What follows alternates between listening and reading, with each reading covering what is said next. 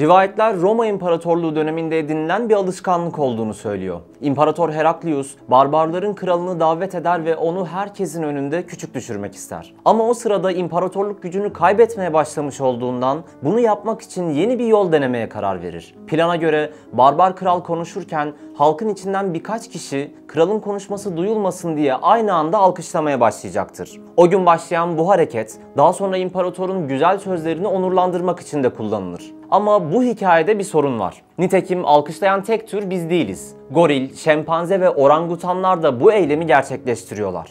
Katiller ve ortakları da. Geride bıraktığımız günlerde İsrail Başbakanı Benjamin Netanyahu, Washington'a giderek ABD Kongresi'nde bir konuşma yaptı. Soykırımcı Netanyahu, konuşması için kongreye girmesinin ardından büyük bir coşkuyla karşılanırken uzun süre ayakta alkışlandı. Tam 3 dakika 40 saniye ve 72 el darbesi. Bunun üzerine çok şey söylenebilir ama neden yahu sorusu bizim için daha kıymetli. Amerika'nın Yahudi düşkünlüğü neden? Malumun ilanına, propagandaya hoş geldin.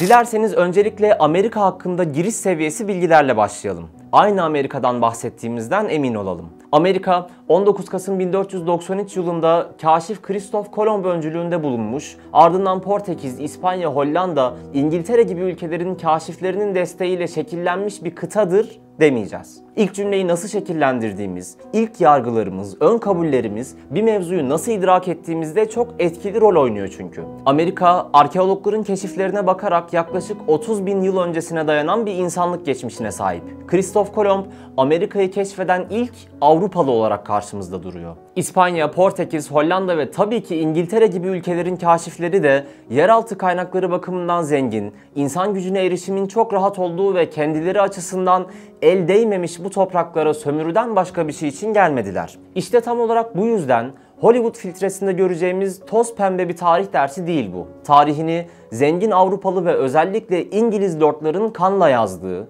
yerli halka zulmederek hüküm sürdüğü topraklar Amerika. Tarih dersimizi bu zemin üzerine inşa etmek çok daha gerçekçi olacaktır. 15. yüzyılda başlayan ve dünya tarihine coğrafi keşifler ve Amerika'nın keşfi olarak geçen Avrupa sömürgeciliği ile birlikte önce İspanya ve Portekiz, ardından İngiltere, Fransa ve Hollandalı sömürgeciler kıtayı işgal ederek milyonlarca insanı katletmiş, yerli kültür ve medeniyetleri yok ederek kıtanın bütün zenginliklerini kendi ülkelerine taşımışlar. Öte yandan köle ticaretiyle Afrika'dan getirilen milyonlarca insan yeni kıtada zorla çalışmaya mahkum edilmiş, çok daha fazlasıysa ağır yolculuk koşulları sebebiyle kıtaya ulaşamadan hayatını kaybetmiş. 18. yüzyıl ortalarında İngiltere, zor durumdaki ekonomisine nefes aldırabilmek için Amerika'daki kolonilerine yönelik vergileri artırdı ve bu karar Amerikan Bağımsızlık Savaşı'nın başlamasına yol açtı. Amerika'daki 13 koloni ile İngiltere arasında gerçekleşen savaş sonucunda İngiltere mağlubiyeti kabul etti ve 4 Temmuz 1776 tarihinde imzalanan bağımsızlık bildirisi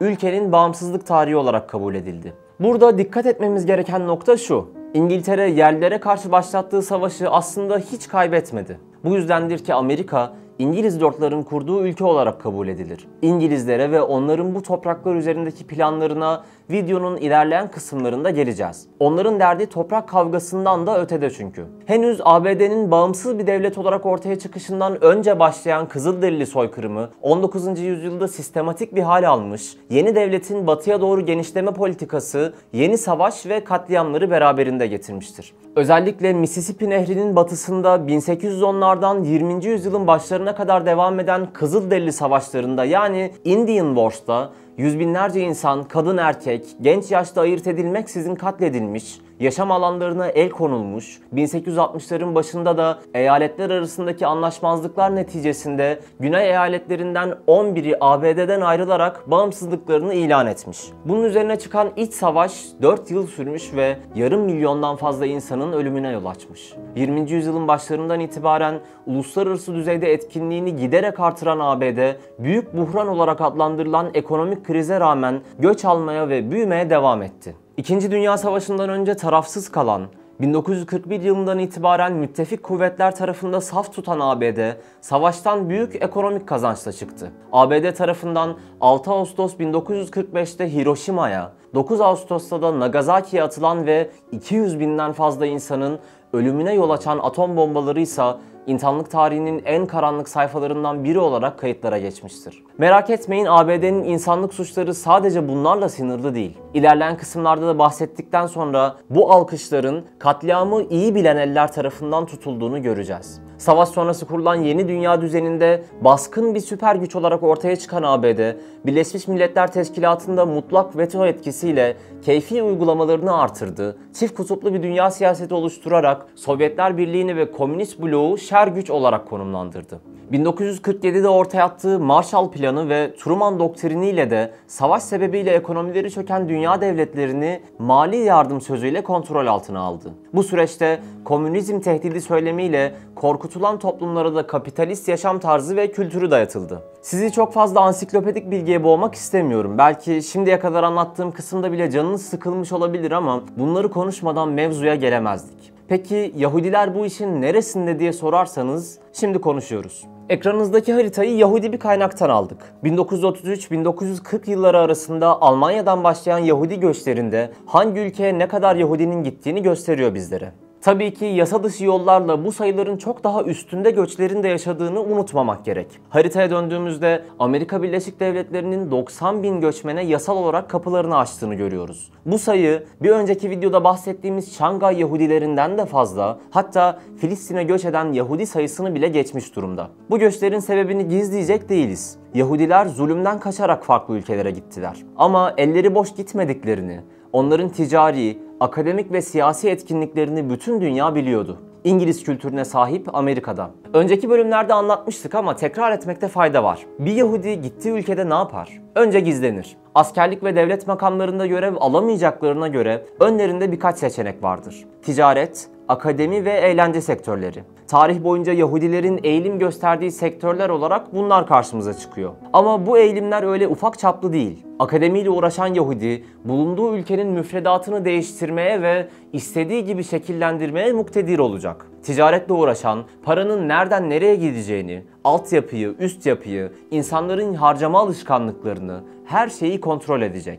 Eğlence sektörüyle uğraşan, insanlara yeni bağımlılıklar kazandırmaktan çekinmeyecek. Bütün bunları yaparken bulundukları ülkenin siyasetine, sanatına yön verecekler. Yanlış anlaşılmasın, Yahudilerin kusursuz bir topluluk olduğunu ve yaptıkları her işin mükemmel olduğunu söyleyerek onları övmüyorum. Neyi nasıl yaptıklarını söylemek istiyorum sadece. Belki bu anlattıklarımdan bir analoji kurarız ve ülkemizde kimlerin hangi köşeleri kaptığını daha net görürüz diye söylüyorumdur.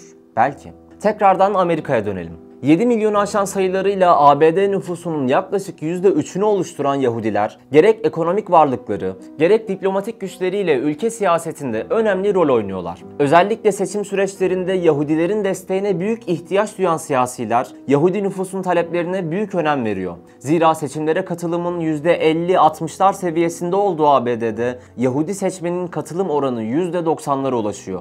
Bu da zaten aralarında ciddi bir oy farkı bulunmayan demokratlar ve cumhuriyetçiler için hayati bir anlam ifade ediyor. Belli şartlar karşılığında Yahudi seçmenin desteğini alan adayların seçilmeleri durumunda İsrail'in özellikle Orta Doğu politikalarına göz yumucu bir siyaset izledikleri görülüyor. Tabii ki Yahudi deyince paradan bahsetmemek olmaz. Seçim zamanlarında destekledikleri adaylara yaptıkları yüklü miktarda yardımlar ve büyük kısmının sermayesini elinde bulundurdukları medya desteği de işin cabası. Roger Gorody, İsrail, Mitler ve Terör isimli kitabında bizzat ABD'li ve İsrailli yöneticilerin sözlerine yer veriyor. 1946. ABD eski başkanı Harry Truman bir grup diplomat önünde "Üzgünüm beyler, fakat Siyonizmin zaferini bekleyen yüz binlerce insanı tatmin etmek zorundayım. Benim seçmenlerim arasında binlerce Arap yok," dedi. 1961. ABD eski başkanı John Kennedy'nin ilk buluşmalarında İsrail Başbakanı David Ben-Gurion'a şöyle söylediği nakledilir. "Amerikan Yahudilerinin oyları sayesinde seçildiğimi biliyorum.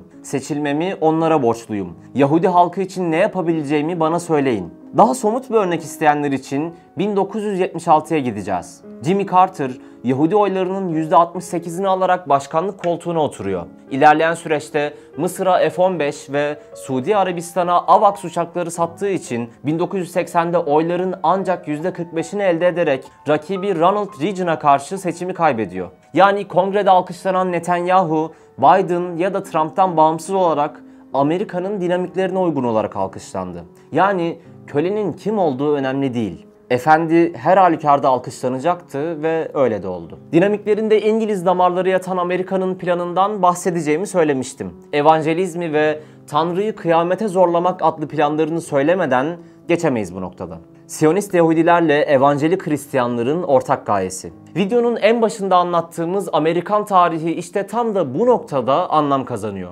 Hristiyan Siyonizmi diyebileceğimiz bu inancın temelleri 17. yüzyıl İngiltere'sindeki isyankar küçük bir burjuvaziye dayanıyor. İngiltere'de baskı gören bu grubun önemli bir kısmı yeni dünyaya yani Amerika'ya göç ediyor. Kendilerini İsa Mesih'in geri döneceği ortamı hazırlamak için seçilmiş olarak gören bu grubun inancına göre Tanrı'nın Hristiyan evangelikler ve Yahudiler için birer planı var. Yahudiler kendilerine vaat edilmiş topraklara dönerek Büyük İsrail'i kuracak ve dünyaya egemen olacaklar. Hristiyanlar bu süreçte Yahudilere destek olarak ahiretlerini kazanacaklar.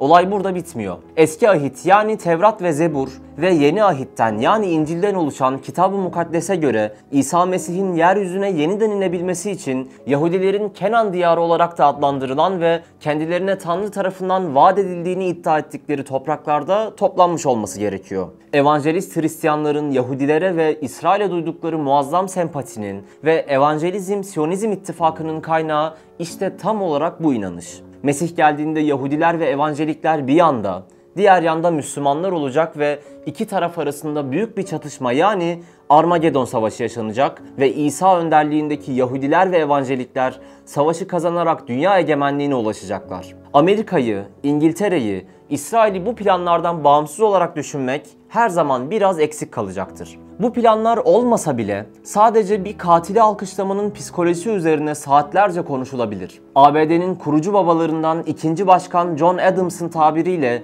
insanın kendi kimlik ve kişiliğine kavuşacağı mekan olması için Yüce Allah tarafından yaratılan Amerika, yeryüzünün farklı noktalarında işlediği insanlık suçlarıyla alkışa değer suçları işlemek konusunda çok becerikli.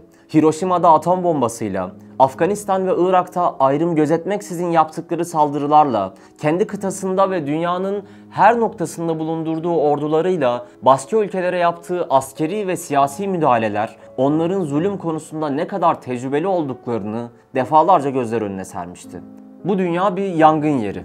Soykırıma baş kaldırabilen, canlarıyla, temel haklarıyla, en sevdikleriyle sınanan ve bu uğurda şehit olanlar değil, elinden hiçbir şey gelmeyenlerin tutsak olduğu kocaman bir yangın yeri. Onlara yeryüzünde bozgunculuk yapmayın dendiği zaman hayır biz ancak ıslah edicileriz derler. Ayetini tecrübe ettiğimiz bu yangın eninde sonunda sönecek. Gönlünüzü ferah, nefretinizi diri ve kalbinizi temiz tutmaya devam edin.